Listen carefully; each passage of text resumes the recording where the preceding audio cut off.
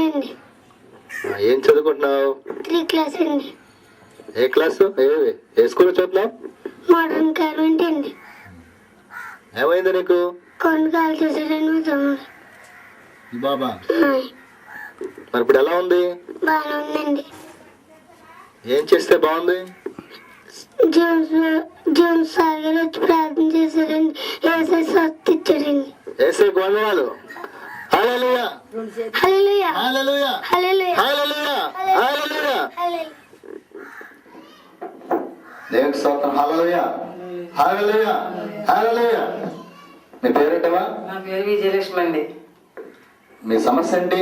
నా సమస్య అండి, ప్రతి ఒక్క సమస్యలోనే దేవుడు నాకు తోడే ఉన్నారండి. ప్రతి సమస్యలోనే ఆ బిడ్డకి వివాహం ఇవ్వాలి, ఎట్టి తండ్రి నా పరిస్థితి ఎలా ఉందేంటి అని ఎంతో బాధపడి దుఃఖించినప్పటికీ జేమ్స్ అన్నయ్య గారు వచ్చి మీరు ప్రభుని నమ్ముకున్నారా అని అడిగారండి. ఇలా మా ఇంటి ముందు నుంచి వెళ్ళేవారు. నమ్ముకున్నామండి అన్నాను. అందుకని అయితే మీకు ప్రార్థన చేస్తానండి, నాకు చెయ్యాలనిపిస్తుంది అని వచ్చారండి. వచ్చిన కానీ ఎంతో కొండంత బలంగా నాకు ఆయన తోడయి మాకు ప్రతి దాంట్లో కూడా సంతోషంగా బాధ లేకుండా ప్రార్థన చేసి వెళ్ళేవారు. ప్రతి విషయంలో కూడా ఆయన సహాయపడుతూ మాకు తోడవుతూ ఉన్నారండి.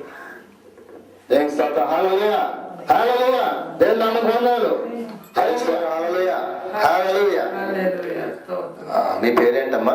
విజయలక్ష్మి అండి. మీ సమస్య ఏంటి?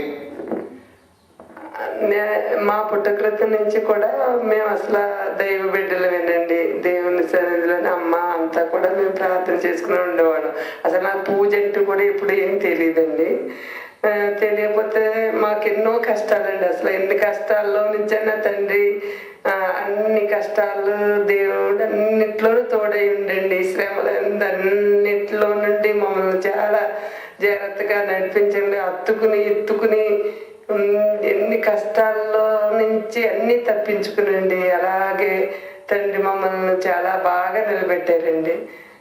బిడ్డలు మంచి చదువులు ఉద్యోగాల్లో వాళ్ళంతా కూడా బాగా దైవం బాగా సపోర్ట్ అయ్యండి. వాళ్ళకి ఏ లోటు లేకుండా వాళ్ళు బాగా ఉంచారు. నాకెంతో అనారోగ్యం కలిగింది. అనారోగ్యంలో మళ్ళా అపెండిసైటిస్ కామెర్లు వచ్చినాయండి. పాస్టర్ గారు రోజు శుక్రవారం ఆదివారం అలా వస్తూ ఉండేవారండి. ఆయన ప్రార్థన చేసి లేవరు. అనారోగ్యంలో నేను హాస్పిటల్లో జాయిన్ అయ్యాను.